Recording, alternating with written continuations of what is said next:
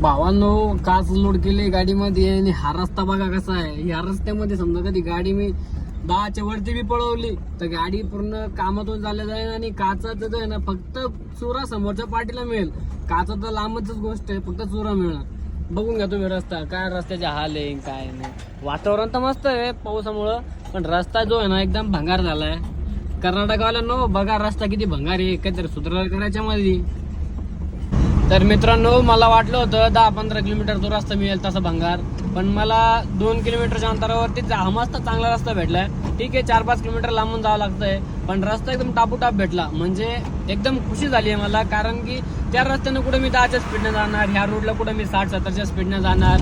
हा म्हणजे कर्नाटकमधला गरीबाचा समृद्धी महामार्गच झालाय.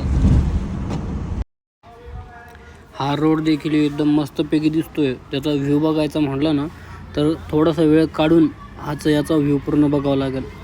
असं मन बहरून आले ह्या रोडवरती. पूर्ण बघा तुम्ही.